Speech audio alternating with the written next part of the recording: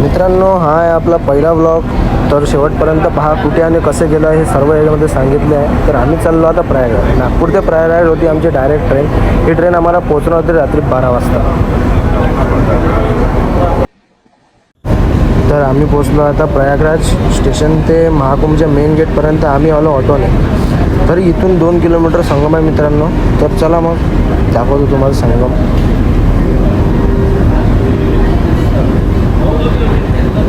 हा आहे संगम. सकाळी 4 वाजता केलं आम्ही तर स्नान. पाणी तर एवढं थंड होतं की बापरे, पण मजा आली. आणि झाली आमची टीम तयार. सकाळी 5 वाजताचा व्हिडिओ आहे हा. आतापासूनच इथे गर्दी व्हायला सुरुवात झाली. अजून तो पूर्ण दिवस बाकीच आहे, पण व्यवस्था तेवढीच केली आहे म्हणा. चांगली व्यवस्था आहे. एक नंबर. पोऱ्याच्या काही झोप बरोबर झाल्या नव्हत्या तर ते करतो म्हणजे थोडा आराम. तोपर्यंत आम्ही आलो थोडं फिरायला. तर हा जो पूर्ण परिसर आहे हा आहे किल्ला घाट. प्रयागराजचा किल्ला घाट. सकाळचा नजारा आहे पूर्ण. इथून चाललो आम्ही पूल पार करून 19 सेक्टरमध्ये. हे जे तुम्ही पूल बघत आहे असे इथे जवळपास 10 पूल बनवले आहे मित्रांनो नदी पार करायसाठी. मोठे मोठे पूल आहे.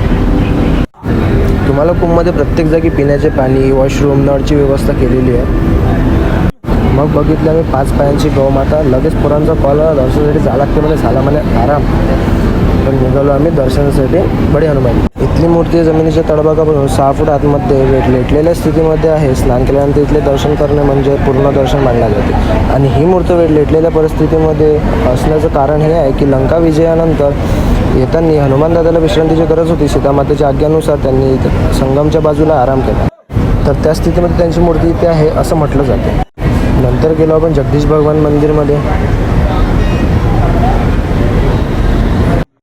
नंतर गेलो श्री आदिशंकर विमान मंडपम मंदिरमध्ये. हे मंदिर 3 फ्लोअरचं आहे. खूप सुंदर या मंदिरामध्ये कोरीव काम केलेलं आहे, तुम्ही पाहू शकता.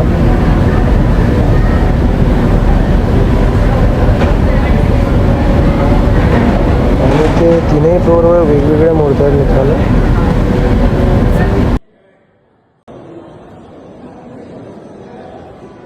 इथे पूर्ण 12 ज्योतिर्लिंग आहे आणि प्रत्येक एका ज्योतिर्लिंगाच्या साईडला 5 शिवलिंग आहेत.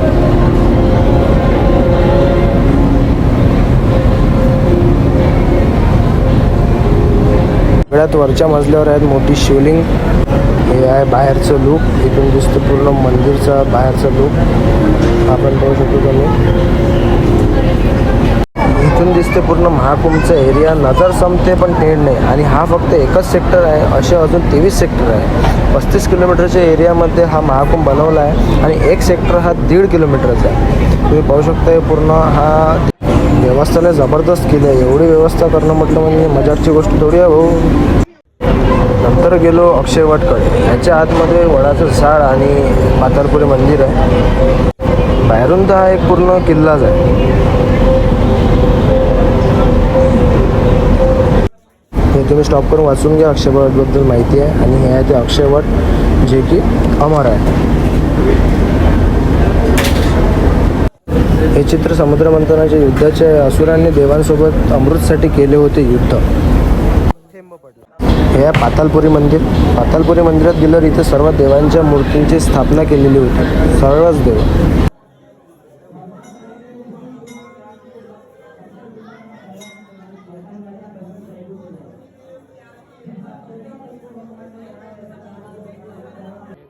नंतर भारतमाता मंदिर गेलो. इथून झाले संध्याकाळ. आता करलं की राहायची सोय. मोठ्या मुश्किलनंतर हा भेटला आम्हाला टेंट. एक महाराज भेटले, त्यांनी आम्हाला रात्रभर या टेंटमध्ये राहण्याची व्यवस्था केली. आणि इथून मग आम्हाला जायचं आहे भाई आता पूर्ण मेला घुमासाठी. तर आम्ही आटोपलो आणि इथून निघालो आम्ही आता मेला घुमण्यासाठी. त्या गावाला ठेवल्या. हे ते महाराज, हे आम्ही गेलो मग बाहेर आखाडे फिरायले. तर या बाबांचा हात 2011पासून वर आहे. तेव्हापासून अजून तो वरच आहे. हे त्यांनी खाली केलंच नाही. त्यांची तपस्या आहे. असेच इथे भरपूर साधू, संत, अघोरी, नागासाधू दूर दुरून महाकुंभमध्ये आले आहे. भाग माणूस तन पावा, सूर दुर्लभ सब ग्रंथ ही गावा, देवता तरसते हे मनुष्य तन. समोर दिसला पाण्यात तरंगणारा गोटा. नंतर काही साधू आखाडा,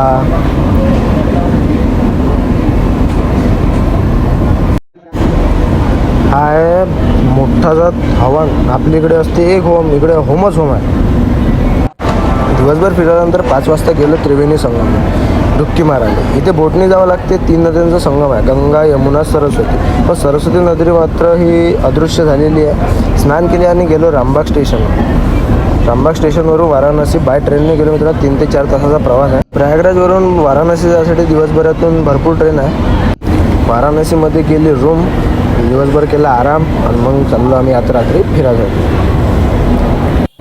रात्री आलो मग आता आम्ही बनारसचं मार्केट घुमाले. आणि मित्रांनो तुमच्या माहितीसाठी सांगतो, इथे तुम्हाला 500, 1000, 1500च्या बजेटमध्ये चांगल्या रूम मिळून जाते आणि मंदिराच्या जवळपासच मिळते. जेवण खावण करून गेलो मग आम्ही रूमवर, कारण दर्शनासाठी आम्हाला उठायला लागते सकाळी 4 वाजता निघालो आम्ही दर्शनासाठी. नंतर वाढते मग भाऊ गर्दी, कारण काही लवकर दर्शन होत नाही. पहिले गेलो आम्ही भैरवनाथ मंदिरात. सकाळी अंधार असल्यामुळे तुम्हाला काही मंदिर दिसणार नाही बरोबर, अंदर काही मोबाईल अलाव आहे नाही. झाले मग आपले भैरवबाबाचे दर्शन. गर्दी काही तिथे जास्त होती नाही. जेव्हा दर्शन झालं आपले लवकर मग गेलो आपण गल्ल्या गुल्ल्या घुमत बिलकुल काशी विश्वनाथ मंदिर ज्योतिर्लिंगाच्या दर्शनासाठी. तर तिथं अंदर काही कॅमेरा मोबाईल अलाव होता नाही, त्याच्यामुळं काही तुम्हाला दाखवू शकलो नाही. आणि आता तुम्हाला दाखवतो.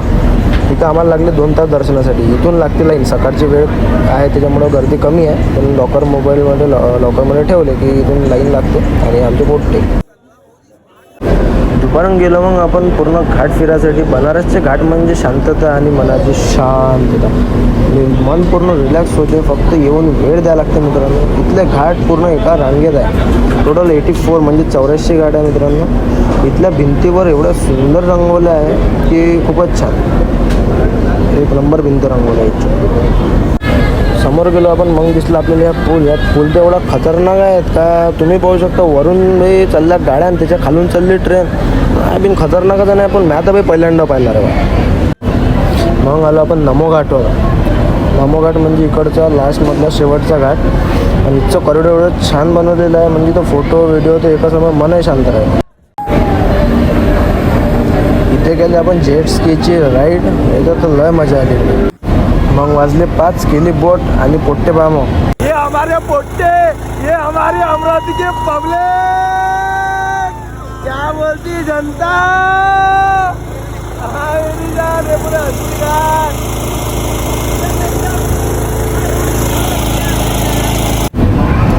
बोटमधून पाहिले मग आम्ही पूर्ण 84 घाट मित्रांनो. तिथे तुम्हाला 200 रुपये पर कॅन्डिडेटनं तुम्हाला पूर्ण बोटमधून घाट फिरवतात. तिथे छोट्या बोटसोबत मोठ्या शिप पण चालतात. आणि या नजाराचं म्हणसाल तर तुम्ही हा काय नजारा आहे. मावळणारा तो सूर्य आणि खळखळ करणारं पाणी, मधून चालली आमची बोट. असं वाटून राहिलं का पिक्चरची शूटिंगच चालू आहे का. घ्या ना पाहून तुम्ही. मग तुम्ही कधी येता बाबा, या ना लवकर, घ्या पाहून. नंतर मग आलो आपण अशा ठिकाणी ज्याचं नाव सगळ्यांनाच माहीत आहे, ते आहे मणिकर्णिका घाट. असं म्हणतात त्या घाटवरच्या जळणाऱ्या प्रत्येक प्रेताला मोक्ष मिळते. इथे 24 तास प्रेत जळत राहतात. ऊन वारा पाऊस थंडी तरीही प्रेत जळतात. यालाच मणिकर्णिका घाट असं. इथून खाली उतरल्यानंतर तर 15 मिनटं माणूस काहीच बोलला नाही मित्रांनो. बिलकुल शांत राहिला. म्हणजे मन असं भारी भारी वाटते. विषय भीतीचा नाही पण वेगळाच फील होता.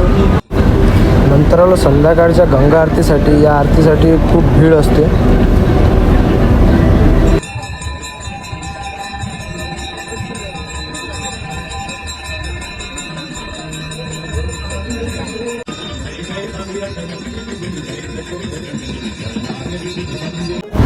इथे एका पंडितने एवढा लांब श्वास लावून शंख वाजवला, विचार क्षमतेपेक्षा बाहेर. खूप वेळ माना लागन, पण काही झालं तरी पुराणा खून म्हणते ना बाबा. नंतर चाललो आम्ही महामृत्युंजय मंदिर. जाता जाता आम्हाला भेटले एक काका. ते बोलले मी तिकडेच राहतो म्हणे, चला म्हणे. तर त्यांनी आम्हाला अशा एका शिवलिंगाच्या दर्शनासाठी नेले की ते तिथल्याच लोकांना माहीत आहे. ते मंदिर म्हणजे त्रितपेश्वर महादेव मंदिर. या शिवलिंग समोर ऑपोजिटला एक मस्जिद आहे आणि इथे पोलिसांचा बंदोबस्त पण आहे, त्यामुळे काही वाद होत नाही. ते तुम्हाला मंदिर मी दाखवतो. शिवलिंग आहे आणि त्या ऑपोजिटला मस्जिद आहे. हेच ते शिवलिंग आहे आणि इथे एवढं अंदर याच्यासाठी आहे कारण इथे दिवा पण चालत नाही.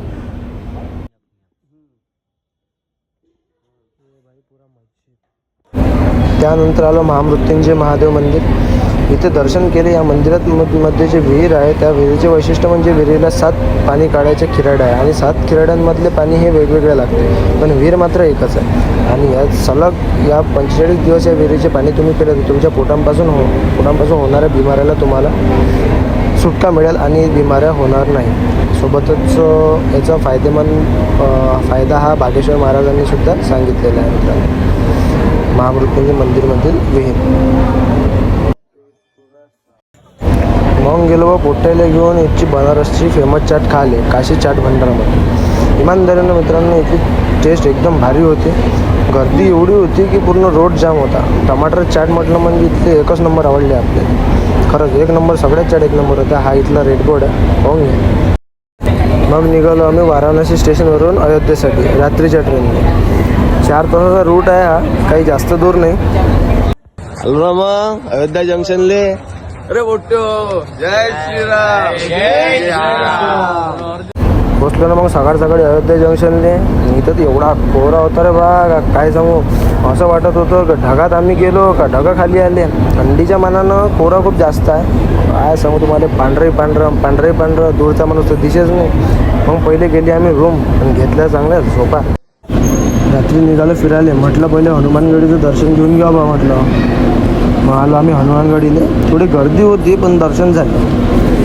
आणि मित्रांनो इथं पण तुम्हाला अयोध्याला काही जास्त महाग रूम आहे. 500 ते 1000 चांगली रूम भेटून जाते. मग केले आम्ही बाई इथलं दर्शन आणि गेलो रूमवर करून मस्त केला बाई आम्ही आराम. दुसऱ्या दिवशी गेलो मग आपण प्रभू श्रीरामजीच्या मंदिरात. इथं होतं बाई बॅगा चेक आणि तो मोबाईल बाई ठेवायला लागते लॉकरमध्ये. नाही तर तुम्हाला दाखवलं असतं मंदिरात. मंदिर बाई समोर गेल्याशिवाय कुठूनच दिसत नाही. तुम्हाला मंदिर एवढं सुंदर आहे का पाहिल्याबरोबर तोंडातून डायरेक्ट जय श्रीरामचा नारा निघते म्हणजे निघतेच काही असो. मग लावली आपण आपली इथं हजेरी. आता ठेवू आपण आपल्या चपला लॉकरमध्ये. हे आहे लाईन दर्शनाची. हे चप्पलचे लॉकर आणि याच्या समोरच आहे मोबाईलचे लॉकर.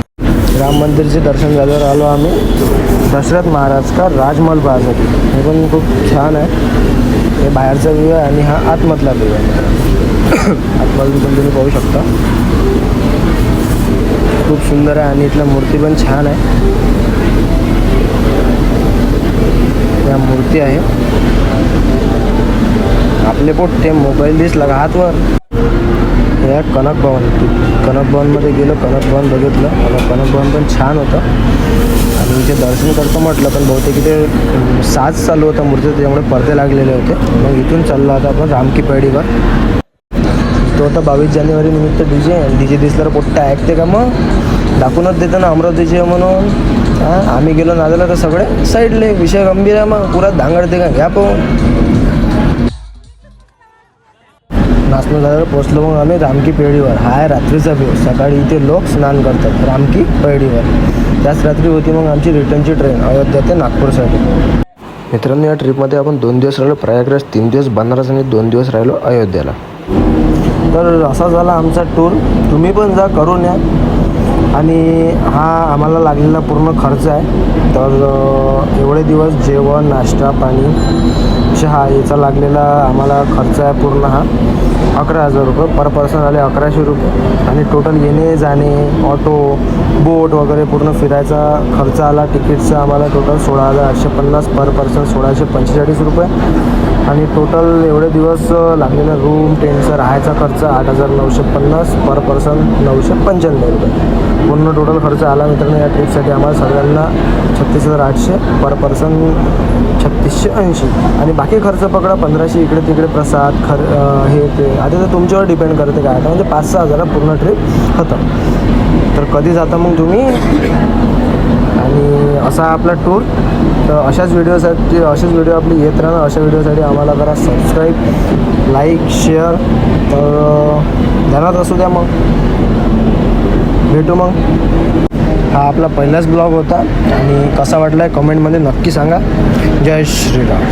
काय म्हणते मोठे आलो ना मग नागपूर. जय